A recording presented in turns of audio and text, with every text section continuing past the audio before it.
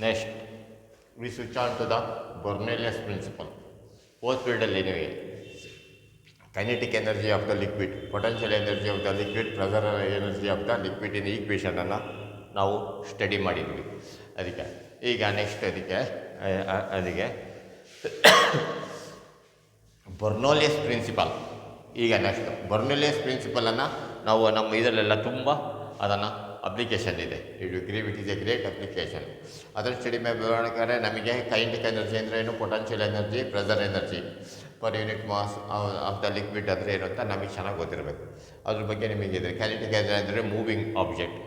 ಯಾವುದೇ ಒಂದು liquid move ಆಗ್ತಾ ಇದ್ದರೆ ಅದಕ್ಕೆ ನಾವು ಕೈನೆಟಿಕ್ ಎನರ್ಜಿ ಅಂತೀವಿ. ಪ್ರೆಸರ್ ಎನರ್ಜಿ ಅಂದರೆ ಫೋರ್ಸ್ ಪರ್ ಯೂನಿಟ್ ಏರಿಯಾ ಅದು. Next pressure energy. Potential energy ಅಂದರೆ ಡ್ಯೂ ಟು ದ ಪೊಸಿಷನ್, ಅದು ಹೈಟಲ್ಲಿದ್ದರೆ ಅದು ಯಾವ ರೀತಿ ಇರುತ್ತೋ ಅದಕ್ಕೆ ಪ್ರೆಸರ್ ಎನರ್ಜಿ. ಗೊತ್ತಾಯ್ತಾ? ಅದಕ್ಕೆ ಪೊಟೆನ್ಷಿಯಲ್ ಎನರ್ಜಿ ಇದು. ಈಗ according to the Bernoulli's principle, ಇವನ ಪ್ರಕಾರ the sum of the kinetic energy, potential energy and pressure energy per unit mass of an ideal fluid in stream line motion is constant. ಒಂದು streamline ಫೋರ್ಸಸ್ಸಲ್ಲಿ ಯಾವುದೇ ಒಂದು streamline forces ಇತ್ತು ಅಂದರೆ ಅದರಲ್ಲಿ sum of the kinetic energy, potential energy ಇನ್ನೊಂದು ಹಿಂಗೆ ಹೋಗ್ತಾ ಇರುತ್ತೆ. ಉದಾಹರಣೆಗೆ ಇದು ಡ್ಯಾಮ್, ಇದು ಮೇಲೆಗಡೆ ನೀರು ಕಲೆಕ್ಟ್ ಆಗಿರುತ್ತೆ, ಇಲ್ಲಿಂದ ಕೆಳಗಡೆ ಇಲ್ಲಿಂದ ಹಿಂಗೆ ಬೀಳ್ತಾ ಇದೆ ನೀರು ಇದಕ್ಕೆ, ಅಥವಾ ಫಾಲ್ಸ್ ಅಲ್ಲ, ಅದು ಯಾವುದೋ ಒಂದು ಇದಕ್ಕೆ ಸ್ಟ್ರೀಮ್ ಲೈನ್ ಫೋರ್ಸಸ್ ಎಲ್ಲ ಯೂನಿಫಾರ್ಮ್ ಆಗಿ ಇದು ಮಾಲಿಕ್ಯೂಲ್ಸ್ಗಳು ಒಂದೇ ಹೋಗ್ತಿರಬೇಕು. ಅದಕ್ಕೆ ನಾವು ಸ್ಟ್ರೀಮ್ ಲೈನ್ ಅಂತೀವಿ. ಸ್ಟ್ರೀಮ್ ಲೈನ್ ಅಂದರೆ ಏನು, all the particles R in the same velocity. ಇಲ್ಲಿರೋ ಪಾರ್ಟಿಕಲ್, ಇಲ್ಲಿರೋ ಎಲ್ಲದೇ ಪಾರ್ಟಿಕಲ್ಸ್ ತೊಗೊಂಡ್ರೆ ಎಲ್ಲವೂ ಒಂದೇ ವೆಲಾಸಿಟಿಲಿರುತ್ತೆ. ಅದು ಸ್ಟ್ರೀಮ್ ಲೈನ್ ಫ್ಲೋ ಅಂತ ಕರಿತೀವಿ. ಆ ಸ್ಟ್ರೀಮ್ ಲೈನ್ ಫ್ಲೋನಲ್ಲಿ sum of the kinetic energy, ಅದ್ರ ಕೈನೆಟಿಕ್ ಎನರ್ಜಿ, ಪೊಟೆನ್ಷಿಯಲ್ ಎನರ್ಜಿ ಮತ್ತು ಪ್ರೆಸರ್ ಎನರ್ಜಿ ಅವಷ್ಟರದ್ದು per unit mass is always constant ಅಂತ ಅರ್ಥ. Kinetic energy per unit mass, potential energy per unit mass, pressure energy per unit mass of the is always constant ಅಂತ ಅರ್ಥ. ಗೊತ್ತಾಯ್ತಾ? Sum of kinetic energy, potential energy and pressure energy per unit mass of an ideal fluid in stream line motion is constant. Ideal fluid ಅಂದರೆ water is an ideal fluid. ಗೊತ್ತಾಯ್ತಾ? Ideal ಫ್ಲೂಯಿಡ್ಗೆ ಎಲ್ಲ ಥರದ ಕ್ಯಾರೆಕ್ಟರ್ಸ್ಗಳು ಅದಕ್ಕೆ ಹೊಂದತ್ತೆ, ಅದಕ್ಕೆ ಅದು ಐಡಿಯಲ್ ಫ್ಲೂಯಿಡ್ ಅಂತೀವಿ. Sum of kinetic energy, potential energy and pressure energy per unit mass of an ideal fluid in stream line motion is constant. Stream line motion ಅಂದರೆ ಏನು, ಎಲ್ಲ ಪಾರ್ಟಿಕಲ್ಸ್ಗಳು ಸಹ ಒಂದೇ ವೆಲಾಸಿಟಿ ಇರಬೇಕು, ಅದಕ್ಕೆ ನಾವು ಸ್ಟ್ರೀಮ್ ಲೈನ್ ಮೋಷನ್ ಅಂತ ಕರಿತೀವಿ. ಅದನ್ನು ಅಂದರೆ ಏನು, ಹೀಗೆ ಎಕ್ಸ್ಪ್ಲೇಷನ್. ಅದಕ್ಕೇನಾದರೂ kinetic energy per unit mass ಹೋದ ಪೀರಿಯಡಲ್ಲಿ ಕೇಳಿದ್ವಿ, ಇದಕ್ಕೆ ಹೋದ ಪೀರಿಯಡಲ್ಲಿ half V square. Potential energy G H per unit mass ಅಂದರೆ ಕೆಳಗಡೆ ಎಮ್ ಜಿ ಎಚ್ ಬರುತ್ತೆ, ಎಮ್ ಕ್ಯಾನ್ಸಲ್ ಆಗುತ್ತೆ, ಜಿ ಎಚ್ ಬರುತ್ತೆ. ಇದಿಷ್ಟು ಹಾಫ್ ಕೈನೆಟಿಕ್ ಎನರ್ಜಿಗೆ half M V square per unit mass ಅಂದರೆ ಏನೋ ಒಂದು ಕೆಳಗಡೆ ಡಿವೈಡೆಡ್ ಬೈ ಎಮ್ ಬರುತ್ತೆ, ಎಮ್ ಕ್ಯಾನ್ಸಲ್ ಆಗುತ್ತೆ, ವಿ ಸ್ಕ್ವೇರ್ ಬರುತ್ತೆ. ಪ್ರೆಸರ್ ಎನರ್ಜಿಗೆ ಪಿ ಬೈ ರೋ, ಪ್ರೆಸರ್ ಇದ್ಕೊಂಡು ಫೋರ್ಸ್ ಪರ್ ಯೂನಿಟ್ ಏರಿಯಾ. ಆ ಏರಿಯಾ ಅದಕ್ಕೆ ನಾವು ಇಲ್ಲಿ ರೋ ಅಂತ ಡೆನ್ಸಿಟಿ ಅಂತ ತೊಗೊತೀವಿ, ಅದಕ್ಕೆ ಪರ್ ಯೂನಿಟ್ ಮಾಸನ್ನು. Pressure by density P by rho is equal to constant ಅಂತ ಅರ್ಥ. ಗೊತ್ತಾಯ್ತಾ? Half V square plus G H plus P by rho is equal to constant. ಇಷ್ಟನ್ನು ಬರೀಬೇಕು ಇದಕ್ಕೆ. ವೇರ್ ಅಂತ ಬರೆದು ವಿ ಅಂದರೆ ಏನು, ಜಿ ಅಂದರೆ ಏನು, ಹೆಚ್ ಅಂದರೆ ಏನು, ಪಿ ವಿ ಎಲ್ಲದು ಬರೀಬೇಕು. ವಿ ಅಂದರೆ ಏನು, velocity of liquid flowing through a pipe. G H ಅಂದರೆ ಏನು, height of the liquid from the reservoir point. G ಅಂದರೆ acceleration due to gravity. P ಅಂದರೆ pressure exerted by the liquid. Rho ಅಂದರೆ density of the liquid. And therefore velocity increase. ಅದೇ ಅಂದರೆ ಏನು ಅರ್ಥ ಇದು ನೋಡ್ರಿ, sum of the pressure kinetic energy ಅಂದರೆ ಏನು, moving object. Pressure potential energy ಅಂದರೆ ಎನರ್ಜಿ ಸ್ಟೋರ್ಡು, ಒಂದು ಕಡೆ ಸ್ಟೋರ್ ಆಗಿರೋದು. ಪ್ರೆಸರ್ ಎನರ್ಜಿ ಅಂದರೆ ಅದು ಎಷ್ಟು ಪ್ರೆಸರ್ ಬೀಳ್ತಾ ಇದೆ ನೋಡಿರಿ. ಕೈನೆಟಿಕ್ ಎನರ್ಜಿ ಅಂದರೆ ಏನು, ವೆಲಾಸಿಟಿ ಇರುತ್ತೆ. ವೆಲಾಸಿಟಿ ಯಾವುದಾದ್ರು ಒಂದು ಸ್ಟ್ರೀಮ್, ಒಂದು ಪೈಪ್ ಒಳಗಡೆ ವೆಲಾಸಿಟಿ ಏನಾರ ಲಿಕ್ವಿಡ್ ಇನ್ನು ಜಾಸ್ತಿ ಆಯಿತು ಅಂದರೆ ಆಟೋಮೆಟಿಕ್ಕಾಗಿ ಪ್ರೆಸರ್ ಕಡಿಮೆ ಆಗ್ಬಿಡುತ್ತೆ. ಇದು ಜಾಸ್ತಿ ಆಯಿತು ಅಂದರೆ ಏನಾಗುತ್ತೆ, ಇದು ಕಾನ್ಸ್ಟೆಂಟಿಗೆ ಮೇಂಟೈನ್ ಮಾಡಬೇಕಲ್ಲ, ಅದಕ್ಕೆ ಅವಾಗ ಈ ಟರ್ಮು ಫುಲ್ ಕಡಿಮೆ ಆಗುತ್ತೆ. ಇನ್ನು rho density, acceleration due to gravity ಎಲ್ಲ ಸೇಮ್ ಇರುತ್ತೆ, ಮತ್ತು ಹೈಟು ಅಷ್ಟೇ ಎಲ್ಲ ಒಂದೇ ಇರುತ್ತೆ. ನಮಗೆ ವೇರಿಯೇಷನ್ ಆಗೋದು ವೆಲಾಸಿಟಿನಲ್ಲಿ ಮತ್ತು ಪ್ರೆಸರ್ನಲ್ಲಿ, ಅವೆರಡರಲ್ಲೂ ವೇರಿಯೇಷನ್ ಆಗುತ್ತೆ. ವೆಲಾಸಿಟಿ ಜಾಸ್ತಿ ಆದರೆ ಪ್ರೆಸರ್ ಕಡಿಮೆ ಆಗುತ್ತೆ, ವೆಲಾಸಿಟಿ ಕಡಿಮೆ ಆಯಿತು ಅಂದರೆ ಪ್ರೆಸರ್ ಜಾಸ್ತಿ ಆಗಿರುತ್ತೆ. ಆಯಿತಾ? ಸೊ ಅಂದರೆ ಏನದು, therefore velocity, if velocity v increases then pressure decreases and vice versa. ಫೀಸ್ ಏನಾರ ಇದು ಜಾಸ್ತಿ ಆದರೆ ಇದು ಕಡಿಮೆ ಆಗುತ್ತೆ, ಇದು ಏನಾರ ಜಾಸ್ತಿ ಆದರೆ ಇದು ಕಡಿಮೆ ಆಗುತ್ತೆ, ಹಾಗೆ ವೈಸ್ ವರ್ಸ. ಆಯಿತಾ? ಅದಕ್ಕೆ ಸೊ ಬರ್ನೌಲ್ಲಿಸ್ ಪ್ರಿನ್ಸಿಪಲ್ ಅಂದರೆ ಏನು? Sum of kinetic energy, potential energy and pressure energy per unit mass of an ideal fluid in streamline motion is constant. ಈಗ explanation, half V square plus G H plus rho p by rho is equal to constant, where v is equal to velocity of the fluid flowing through a pipe, g is equal to acceleration due to gravity, h is equal to height of the reservoir point, D is equal to pressure of the liquid, external pressure exerted by the liquid, rho is equal to density of the liquid. Therefore, if V increases, then pressure decreases and vice versa. ಇಷ್ಟು ಬರೆದ್ರೆ explanation. ಇದು statement, ಇದು ಅದರದ್ದು explanation. Explain ಅಂತ ಕೇಳೋದಾಗಿತ್ತು, ಇದು ಕೇಳ್ತಾರೆ ಸಾಮಾನ್ಯ. ಇದು ಬರ್ನೌಲ್ಲಿಸ್ ಪ್ರಿನ್ಸಿಪಲ್ ವೆರಿ ಇಂಪಾರ್ಟೆಂಟ್. ಇದು ಸಿ ಇ ಟಿ ನೀಟಿನಲ್ಲೆಲ್ಲ ಬರುತ್ತೆ ಇದು. ಅದಾಯ್ತಾ? Next sum of the illustration. ನೋಡಿ, ಬರ್ನೌಲ್ಲಿಸ್ ಪ್ರಿನ್ಸಿಪಲ್ ಒಂದು ಗ್ರೇಟ್ ಅಪ್ಲಿಕೇಶನ್ ಇದೆ. ಹೀಗೆ ಇಲ್ಯುಸ್ಟ್ರೇಷನ್ ಹೆಂಗೆ ಅಂತ ಇರುತ್ತೆ. ಫಸ್ಟಿಗೆ 3 ಇಲ್ಯುಸ್ಟ್ರೇಷನ್, ಇದು 4 ಇಲ್ಯುಸ್ಟ್ರೇಷನ್ ಇದೆ, ಎಕ್ಸ್ಪ್ಲೇನ್ ಮಾಡ್ತೀನಿ. ಆಮೇಲೆ ಉಳಿದಿದ್ದನ್ನು ಇನ್ನು ಜನರಲ್ ಎಕ್ಸಾಂಪಲ್ ಕೊಡೋಣ.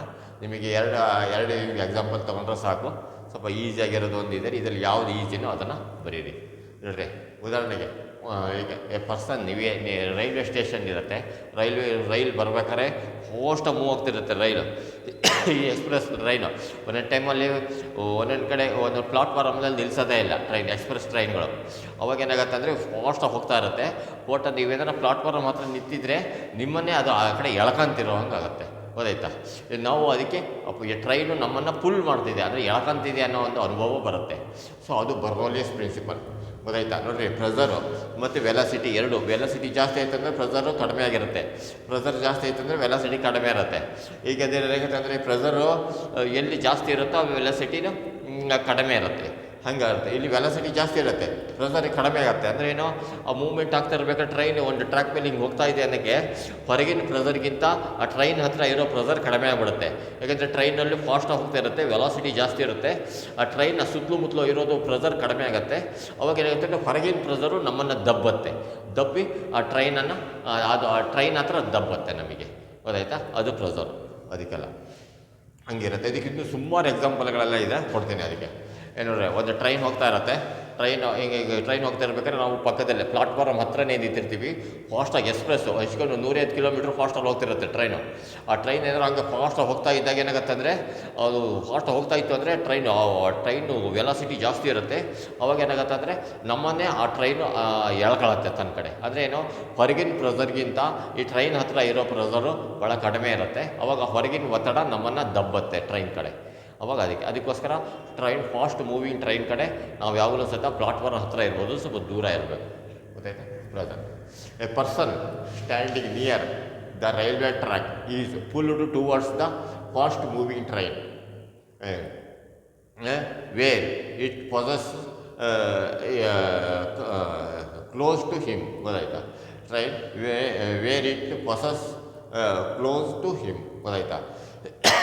Person standing near railway track is pulled towards the moving train where it passes close to him. ಅದು ಹತ್ತಿರದೇ ಇದ್ದಾಗ ಅದು ಹತ್ತಿರ ಹೇಳೋದು. ನೆಕ್ಸ್ಟ್ ಎಂದು two close fast moving ships in an ocean get pulled towards the each other. ನೋಡಿ, ಎರಡು fast moving ships ಇರುತ್ತೆ. ಇಲ್ಲಿಂದ ಒಂದು ಶಿಪ್ ಮುಂದಕ್ಕೆ ಹೋಗ್ತಾ ಇರುತ್ತೆ, ಇಲ್ಲಿಂದ ಹೋಗ್ತಿರುತ್ತೆ. ಎರಡು ಹತ್ತತ್ರ ಬಂದರು ಅಂತಾರೆ. ಹತ್ತತ್ರ ಬಂದ ತಕ್ಷಣ ಎರಡು ಡಿಕ್ಕಿ ಹೊಡೆದು ಬಿಡ್ತಾವೆ. ಅದಕ್ಕೋಸ್ಕರ ಎರಡು ಇದು ಮೂವಿಂಗ್ ಶಿಪ್ಗಳು ಹತ್ತತ್ರ ಇದ್ದಾಗ ಯಾವಾಗಲೂ ಹತ್ತತ್ರ ಇಟ್ಕೊಳ್ಳಲ್ಲ, ಸ್ವಲ್ಪ ದೂರ ಇರುತ್ತೆ.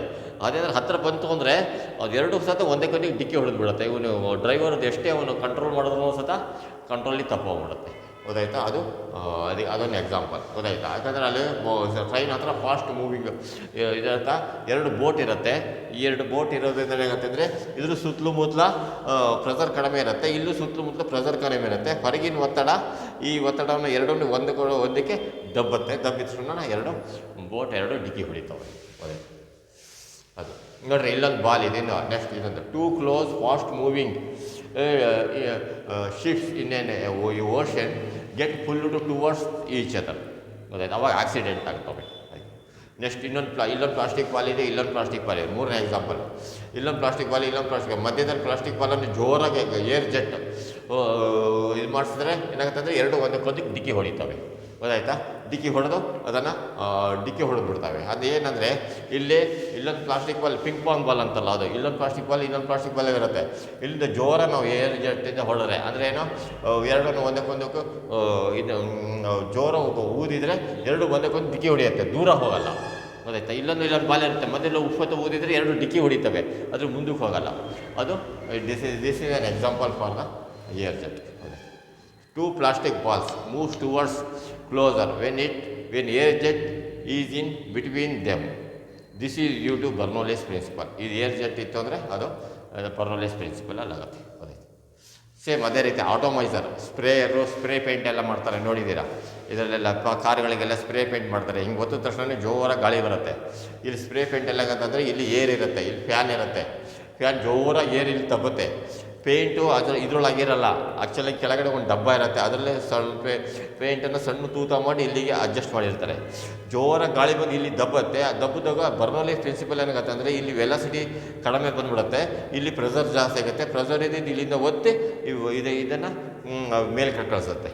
ಬೆಳೆಸಕ್ಕೆ ಹನಿಯಾಗಿ ಸಣ್ಣ ಡ್ರಾಪ್ಸ್ ಆಗಿ ಇದಕ್ಕೆಲ್ಲ ಹೊರಗಡೆ ಬೀಳುತ್ತೆ. ಗೊತ್ತಾಯ್ತು? ಈ ಕಟಿಂಗ್ ಶಾಪಲ್ಲೆಲ್ಲ ನೋಡಿರ್ತೀರ, ಕಟಿಂಗ್ ಶಾಪ್ನಲ್ಲಿ ಜೋರು ಹಿಂಗೆ ಒತ್ತುತ್ತಾರೆ.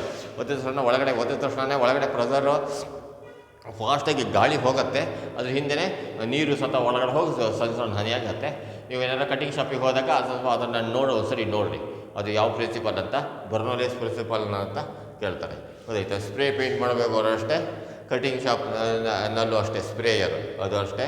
ಆಟೋಮೈಸರ್ ಅಂದರೆ ಇದಕ್ಕೆ, ಮತ್ತು ಇನ್ನೊಂದು ಸೆಂಟ್ ಗಿಂಟೆಲ್ಲ ಹಾಕಂತಾರಲ್ಲ ಅದರಲ್ಲೂ ಅಷ್ಟೇ. ಹಿಂಗೆ ಒತ್ತಿದ ತಕ್ಷಣ ಗಾಳಿ ಜೋರ ಪ್ರೆಷರ್ ಬರುತ್ತೆ, ಆವಾಗ ಗಾಳಿ ಹೊರಗೆ ಬರುತ್ತೆ. ಗೊತ್ತಾಯ್ತಾ? ಅದು ಪ್ರಿನ್ಸಿಪಲ್ ಆಫ್ ಬರ್ನೌಲ್ಲಿಸ್ ಪ್ರಿನ್ಸಿಪಲ್. ಗೊತ್ತಾಯ್ತಾ? ಈ ಕಟಿಂಗ್ ಶಾಪ್ ಮಾಡ್ಬೇಕಾದ್ರೆ ಅದರಲ್ಲೆಲ್ಲ ಏನು ಮಾಡ್ತಾರೆ, ಅವ್ರು ಯಾರು ಸದ್ಯಕ್ಕೆ ಇದು ಬರ್ನೌಲ್ಲಿಸ್ ಪ್ರಿನ್ಸಿಪಲ್ ಅಂತ ಏನೂ ಗೊತ್ತಿರಲ್ಲ. ಗೊತ್ತಾಯ್ತಾ? ಸ್ಪ್ರೇ ಪೇಂಟ್ ಮಾಡೋರ್ತಾರೆ, ಸ್ಪ್ರೇ ಪೇಂಟ್ ಮಾಡ್ತಿರ್ತಾರೆ, ಒಳಗಡೆ ಫ್ಯಾನ್ ಇರುತ್ತೆ ಆ ಸ್ಪ್ರೇ ಪೇಂಟ್ ಡಬ್ಬದಲ್ಲಿ. ಅಂಡ್ ಈ ರೀತಿ ಒಳಗಡೆ ಒಂದು ಡಬ್ಬ ಕೊಟ್ಟಿರ್ತಾರೆ, ಅದ್ರಲ್ಲಿ ಫ್ಯಾನ್ ಇರುತ್ತೆ. ಫ್ಯಾನ್ ಹಿಂಗೆ ಒತ್ತಿದ ತಕ್ಷಣ ಒಳಗಡೆ ಫ್ಯಾನ್ ಸ್ಟಾರ್ಟ್ ಆಗುತ್ತೆ, ಜೋರಾಗಿ ಗಾಳಿ ಬರುತ್ತೆ, ಇಲ್ಲಿಂದ ಪೇಂಟ್ ಎಲ್ಲ ಇದಕ್ಕೆ ಹೋಗಿ ಕ್ಲೀನಾಗಿ ಸ್ಪ್ರೇ ಆಗುತ್ತೆ. ಅದು ಅಲ್ಲಿ ನೋಡಿ ಒಂದ್ಸರಿ ಕೆಳಗಡೆ ಫ್ಯಾನ್ ಇರುತ್ತೆ, ಅವೆಲ್ಲ ಬರ್ನೌಲ್ಲಿಸ್ ಪ್ರಿನ್ಸಿಪಲ್. ಗೊತ್ತಾಯ್ತಾ? ಅವರಿಗೆ ಆ ಪೇಂಟ್ ಮಾಡೋರಿಗೆ ಇದು ಬರ್ನೌಲ್ಲಿಸ್ ಪ್ರಿನ್ಸಿಪಲ್ ಅಂತ ಏನೂ ಗೊತ್ತಿರಲ್ಲ. ಅಲ್ಲಿಗೆ ಹೋಗಿ ನೀವು ಸರ್ ಯಾವ ಪ್ರಿನ್ಸಿಪಲ್ ಮೇಲೆ ಆಗುತ್ತೆ, ಇದು ಬರ್ನೌಲ್ಲಿಸ್ ಪ್ರಿನ್ಸಿಪಲ್ ಅಂದರೆ ಅವ್ರು ನಗ್ತಾರೆ, ಎಂಥದಪ್ಪ ನೀನು ಅಂತ. ಅದು ಆ್ಯಕ್ಚುಲಾಗಿ ಈ ರೀತಿ ಪ್ರಿನ್ಸಿಪಲ್ ಇರೋದು. ಗೊತ್ತಾಯ್ತು? ಇದು ಒಂದೇ ಅಲ್ಲ, ನಿಮಗೆ ಎಲ್ಲಿ ಇದು ವಿಮಾನ ಹೋಗ್ತಾ ಇರುತ್ತೆ, ವಿಮಾನನ ಲಿಫ್ಟ್ ಆಗೋದು ನೋಡಿದ್ದೀರಾ? ವಿಮಾನ ಒಂದ್ಸರಿ ನೋಡಿರಿ, ಗೊತ್ತಾಗುತ್ತೆ. ಫ್ಲೈಟ್ ಇರುತ್ತೆ, ಫ್ಲೈಟ್ ಹಿಂಗೆ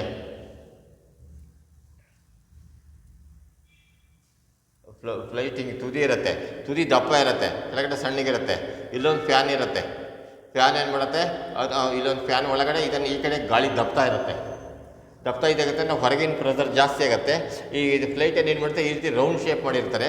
ಅವಾಗ ಹೊರಗಿನ ಒತ್ತಡ ಏನಾಗುತ್ತೆ ಅಂದರೆ ಇಲ್ಲಿಂದ ಫ್ಯಾನ್ ಹಾಗೆ ಮೇಲ್ಗಡೆ ಲಿಫ್ಟ್ ಆಗಬೇಕಾದ್ರೆ ಇಲ್ಲಿ ಪ್ರೆಷರ್ ಇಲ್ಲಿ ಫಾಸ್ಟಾಗಿ ಇಲ್ಲಿಂದ ಗಾಳಿ ಈ ಕಡೆ ದಬ್ಬತ್ತಲ್ಲ, ದಬ್ಬದಾಗ ಏನಾಗುತ್ತೆ ಅಂದರೆ ಇದು ಒಳಗಡೆ ಪ್ರೆಷರ್ ಇಲ್ಲಿ ಜಾಸ್ತಿ ಕಡಿಮೆ ಆಗುತ್ತೆ, ಇದು ಹೊರಗಿನ ಒತ್ತಡ ಕೆಳಗಡೆ ದಬ್ಬತ್ತೆ, ದಬ್ಬಿದ ತಕ್ಷಣ ಇದು ಲಿಫ್ಟ್ ಆಗುತ್ತೆ. ಈ ರೀತಿ ಇಲ್ಲಿರುತ್ತೆ. ಇಲ್ಲೊಂದು ಫ್ಯಾನ್ ಇಟ್ಟಿರ್ತಾರೆ, ಫ್ಯಾನ್ ಇಟ್ಟಿದ ತಕ್ಷಣ ಇಲ್ಲಿಂದ ಹಿಂಗೆ ಓದುತ್ತಿದ್ದಾಗೆ ಹಿಂಗೆ ಲಿಫ್ಟ್ ಆಗುತ್ತೆ. ಅವಾಗ ಗೊತ್ತಾಯ್ತಾ? ಅದು this is due to the Bernoulli's principle. ಹೋಗುತ್ತೆ. ಇನ್ನು ತುಂಬ ಇದ್ದಾವೆ ಬರ್ನೌಲ್ಲಿಸ್ ಪ್ರಿನ್ಸಿಪಲ್ಗೆ. ಒಂದು ಪೇಪರ್ ಇರುತ್ತೆ, ಈಗ ಪೇಪರ್ ಶೀಟ್ ಇರುತ್ತೆ, ಪೇಪರ್ ಶೀಟನ್ನು ಒಂದು ರೊಟ್ಟ ಮೇಲೆ ಅದನ್ನು ಇಟ್ಕೊಂಡಿರ್ತೀವಿ. ಅದಾಯ್ತಾ? ಹೀಗೆ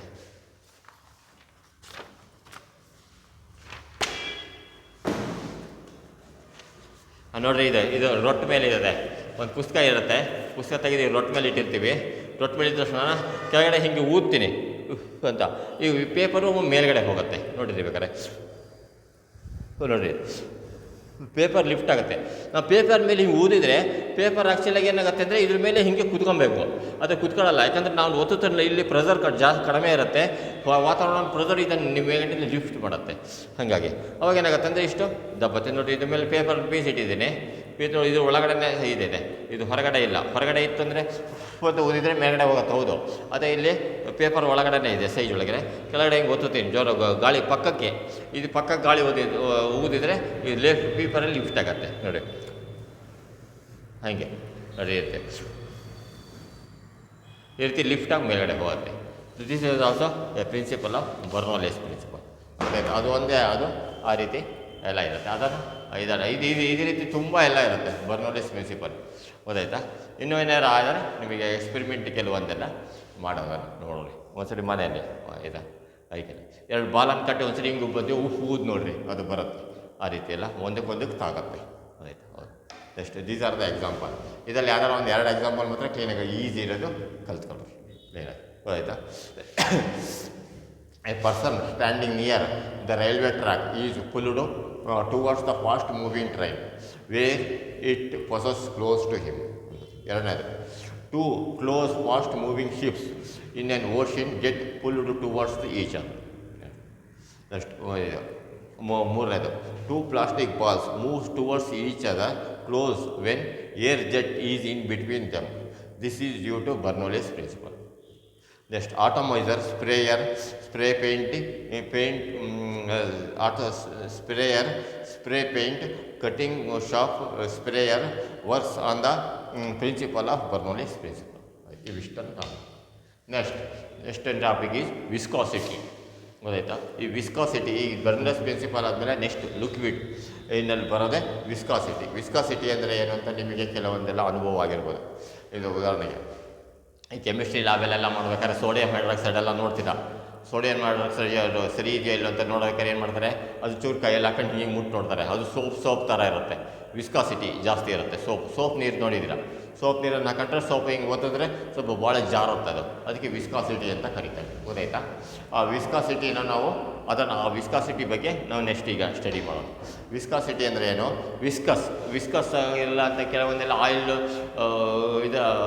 ಆಯಿಲ್ ಫ್ಯಾಕ್ಟ್ರಿನಲ್ಲಿ ಅದೆಲ್ಲೆಲ್ಲ ನೋಡಿರ್ಬೇಕಾದ್ರೆ ಆಯಿಲ್ ಇದೆಲ್ಲ ಅದೊಂಥರ ಜಾರುತ್ತೆ ಕೈಗೆ, ಅದಕ್ಕೆ ನಾವು ವಿಸ್ಕಾಸಿಟಿ ಅಂತ ಕರಿತೀವಿ. ಸೊ ವಿಸ್ಕಾಸಿಟಿ ಅಂದರೆ ಏನು ನೋಡ್ರಿ, ಇಲ್ಲಿ ನಮ್ಮ ಬೆರಳು ಇಲ್ಲಿರುತ್ತೆ, ಹಿಂಗೆ ನಮ್ಮ ಬೆರಳು ಇದ್ರ ಮೇಲೆ ಆಯಿಲಿನ ಫಾರ್ಮ್ ಆಗುತ್ತೆ.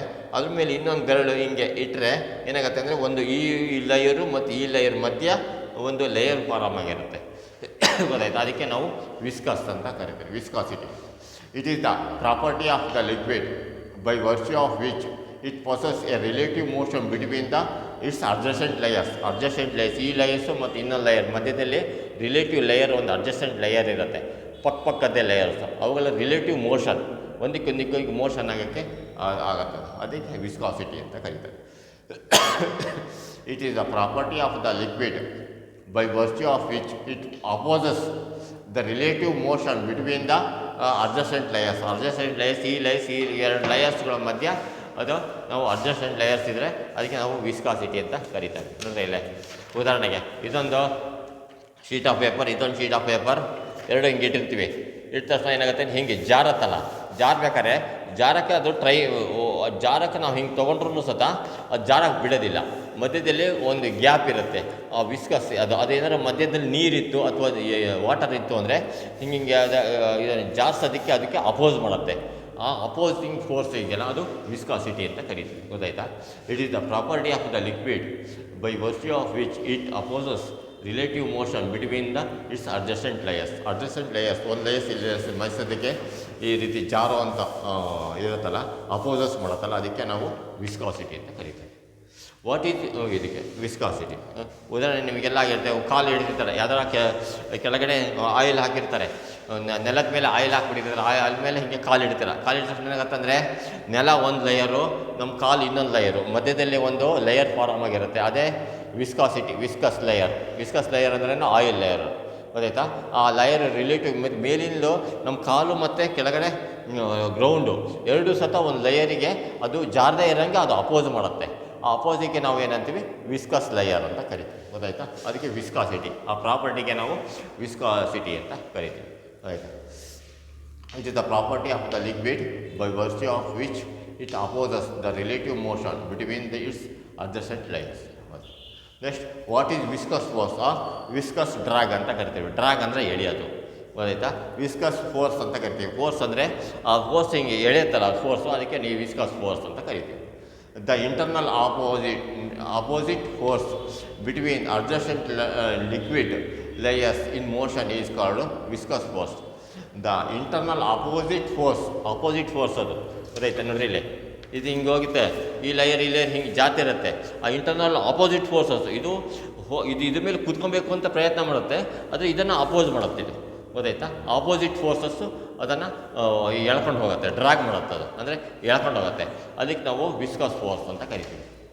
The internal opposite force between adjacent liquid layers in motion is called viscous force.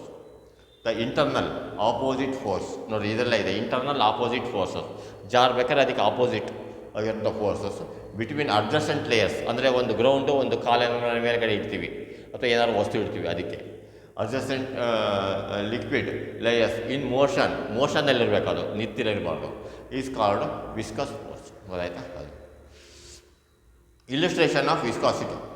Illustration: when a liquid in a vessel is stirred, the liquid comes to rest after some time due to viscosity. ನೋಡ್ರಿ, ಒಂದು liquid ಇರುತ್ತೆ, liquid ಸುತ್ತಲೂ ಲಿಕ್ವಿಡನ್ನು ಹಿಂಗೆ ಏನನ್ನ ತಿರುಗಿಸ್ತೀವಿ. ಹಿಂಗೆ ತಿರುಗಿಸಿದ ತಕ್ಷಣ ಏನಾಗುತ್ತೆ ಅಂದರೆ ರೌಂಡ್ ಹೊಡಿಸ್ತೀವಿ, ಅದು ಹಿಂಗೆ ರೌಂಡ್ ಹೊಡೆಯುತ್ತೆ.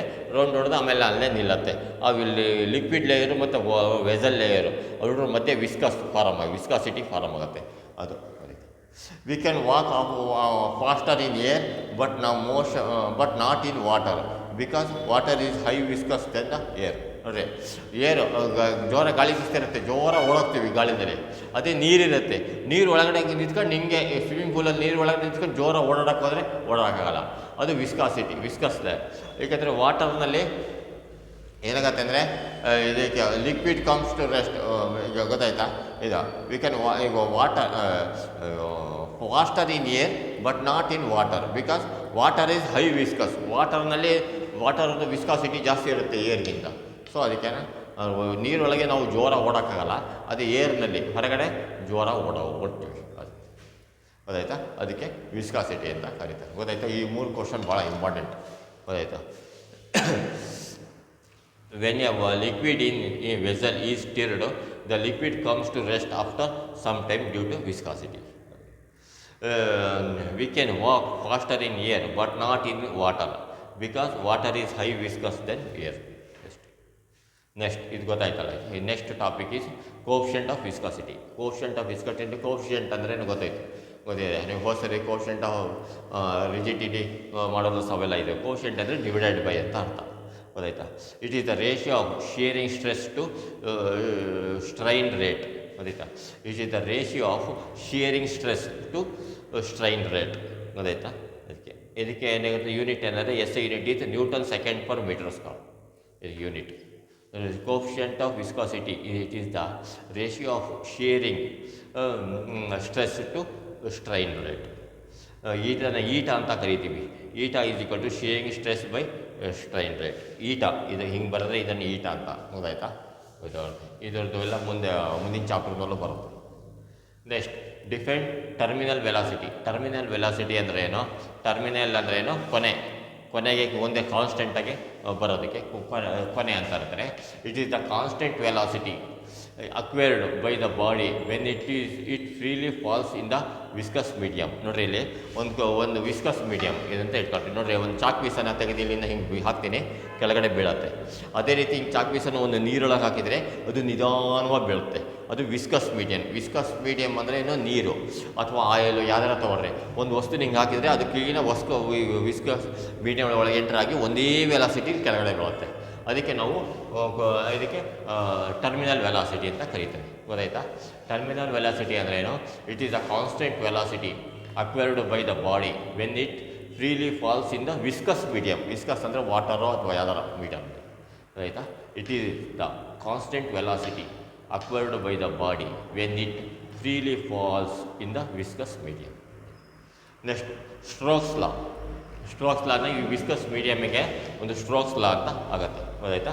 ಬಂದಿದೆ. ಇದಕ್ಕೆ ಸ್ಟ್ರೋಕ್ಸ್ ಲಾ ಏನಂದರೆ ವಿಸ್ಕಸ್ ಡ್ರಾಗ್ ಫೋರ್ಸ್ ಅಂದರೆ ಹಿಂಗೆ ಎಳಿತೀವಲ್ಲ, ಡ್ರಾಗ್ ಫೋರ್ಸ್. ನೋಡಿ, ವಿಸ್ಕಸ್ ಡ್ರಾಗ್ ಫೋರ್ಸ್ ಅಂದರೆ ವಿಸ್ಕಾಸಿಟಿ ಮತ್ತು ಹಿಂಗೆ ಎಳ್ಕೊಂತ ಹೋಗೋದು. ಗೊತ್ತಾಯ್ತಾ?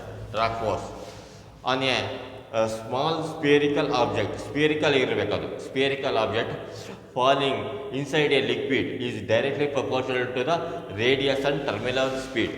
ಗೊತ್ತಾಯ್ತಾ? ಉದಾಹರಣೆಗೆ ಈಗ ನೋಡ್ರಿ, ಈಗ ನೀರಿರುತ್ತೆ, ತೊಗೊಂಡಿದ್ದೀವಿ, ಅದ್ರ ಮೇಲೆ ಒಂದು ಆಯಿಲ್ ಡ್ರಾಪನ್ನು ಹಿಂಗೆ ಹಾಕ್ತೀವಿ, ಆಲ್ ಡ್ರಾಪ್ ಆಗಿದ್ರೆ ಎಷ್ಟಂದರೆ ನಿಧಾನಕ್ಕೆ ಹಿಂಗೆ ಆಲ್ ಡ್ರಾಪ್ ಬೀಳುತ್ತೆ, ಸೀದಾ ಒಳಗಡೆ ಹೋಗುತ್ತೆ, ಗೊತ್ತಾಯ್ತಾ, ಸೀದಾ ಒಳಗಡೆ ಹೋಗುತ್ತೆ. ಅದು ಸ್ಪೇರಿಕಲ್ ಶೇಪಲ್ಲಾಗಿರುತ್ತೆ. ಅವಾಗ ಏನಾಗುತ್ತೆ ಆ ಡ್ರಾಪ್, ಅದಕ್ಕೆ ನಾವು ಅದು ಡೈರೆಕ್ಟ್ಲಿ ಪ್ರಪೋರ್ಷನಲ್ ಆಗಿರುತ್ತೆ ರೇಡಿಯಸ್ಸಿಗೆ. Viscous drag force on a small spherical object falling inside a liquid is directly proportional to its radius and terminal speed, ಗೊತ್ತಾಯ್ತಾ. ಅದಕ್ಕೆ ಅದು ಕೊಡ್ತೇನೆ ಅಂದರೆ F equal to 6/8 R V ಅನ್ನೋದು ರೇಡಿಯಸ್ ಮತ್ತು ವೆಲಾಸಿಟಿ, ಬಾಕಿ ಇದೆಲ್ಲ ಕಾನ್ಸ್ಟೆಂಟ್. ಇದು ಡೈರೆಕ್ಟ್ಲಿ ಪ್ರಪೋರ್ಷನಲ್ ಆಗಿರೋದ್ರಿಂದ ಇದು ಕಾನ್ಸ್ಟೆಂಟ್ ಇದೆ. ಈಕ್ವಲ್ ಟು ಬರೆದು ಇಲ್ಲಿ ಕಾನ್ಸ್ಟೆಂಟ್ ಬರ್ದಿದ್ದೀನಿ. Viscous drag force on a small spherical object, ಅದು ಸ್ಪೇರಿಕಲ್ ಆಬ್ಜೆಕ್ಟ್ ಆಗಿರಬೇಕು.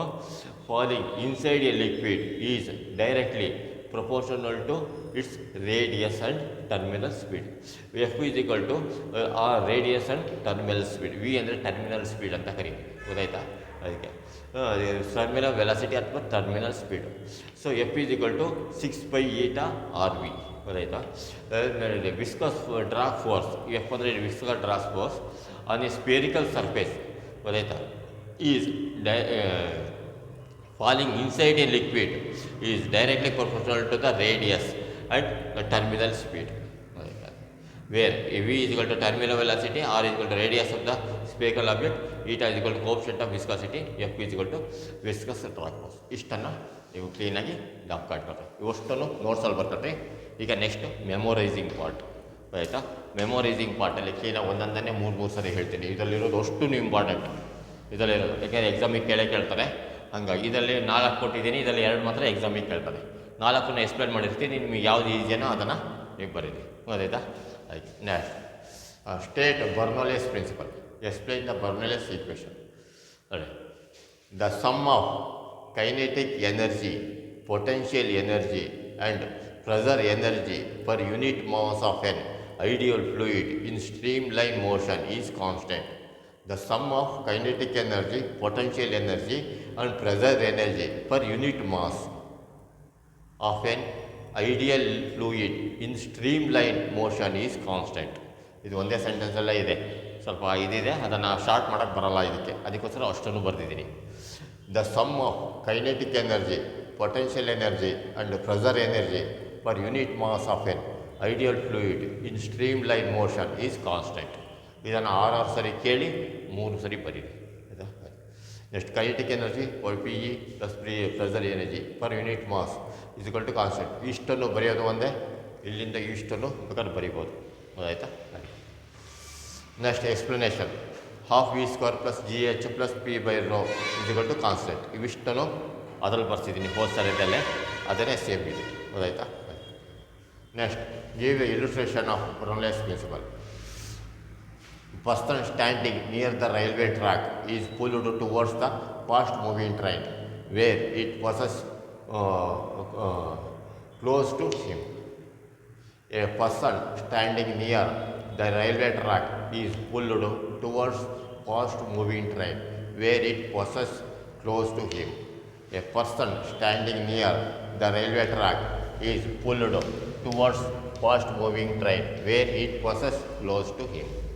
Next, 2 close fast moving ships in an ocean get pulled towards each other.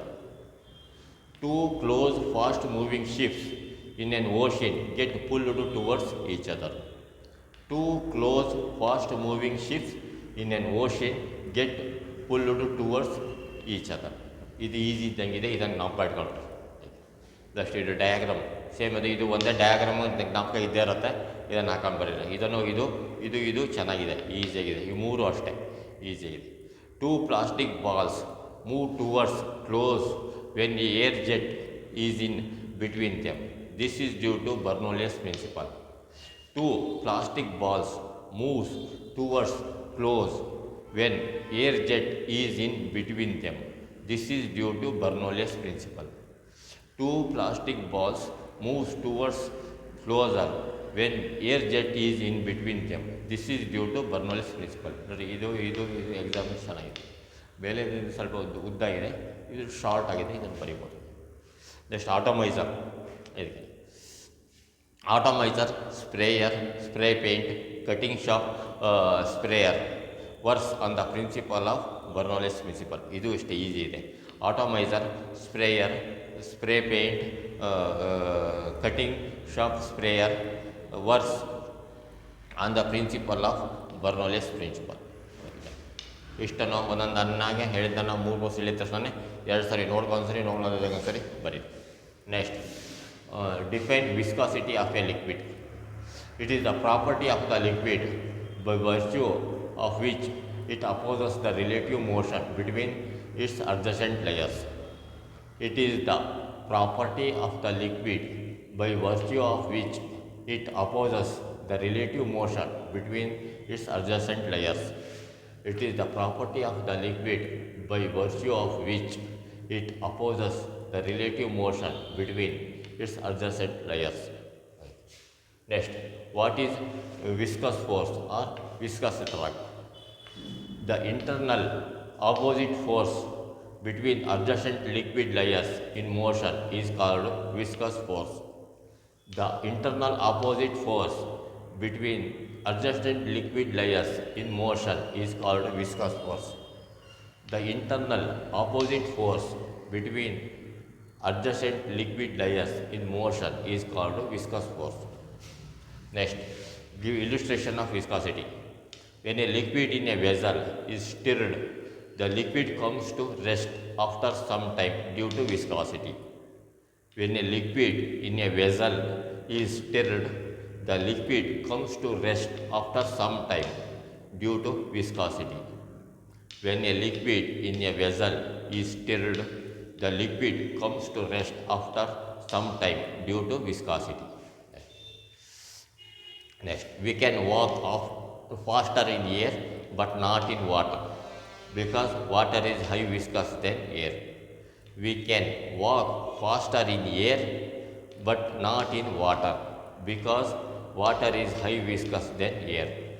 We can walk faster in air but not in water because water is high viscous than air. Next, define coefficient of viscosity. It is the ratio of shearing stress to shearing rate. It is the ratio of shearing stress to shearing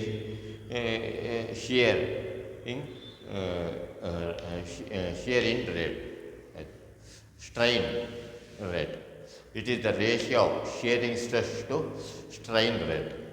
Eta is equal to shearing stress by shearing strain rate. Eta is equal to shearing stress by strain rate.